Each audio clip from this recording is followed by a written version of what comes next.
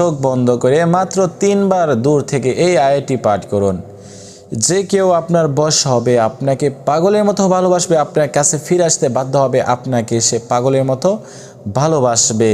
সম্মানিত দর্শক, এরকম একটি আয়াত সম্পর্কে আজকে আপনাদেরকে বলবো।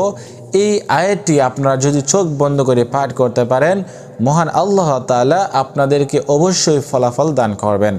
যদি আপনারা সহি শুদ্ধভাবে আমলটি করতে পারেন, আমি আপনাদেরকে আজকে অনুরোধ করব আপনারা এই আয়াতটি প্রথমে সহি শুদ্ধ করে শিখবেন, তারপর আমলটি করবেন।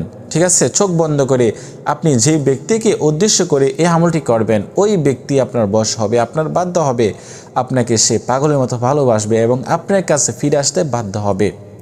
হ্যাঁ, আপনার স্ত্রীর জন্য করতে পারেন, আপনার স্বামীর জন্য করতে পারেন, আপনার প্রিয় মানুষ যাকে আপনি খুব ভালোবাসেন তার জন্য আপনি করতে পারেন।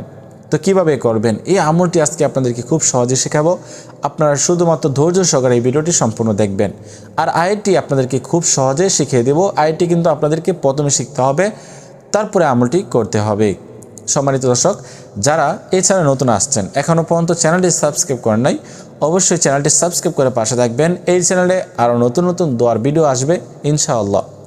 তো আপনারা কি করবেন, এই আমলটি করার জন্য আপনাকে পবিত্র হয়ে পবিত্র স্থানে বসতে হবে এবং আপনি রাতে এশারের নামাজের পরে এই আমলটি করবেন নিরিবিলি অবস্থায়।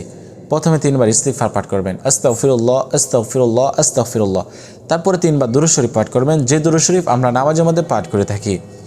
আল্লাহুম্মা সাল্লি আলা মুহাম্মাদ ওয়া আলা আলি মুহাম্মাদ কামা সাল্লাইতা আলা ইব্রাহিম ওয়া আলা আলি ইব্রাহিম ইন্নাকা হামিদুম মাজিদ।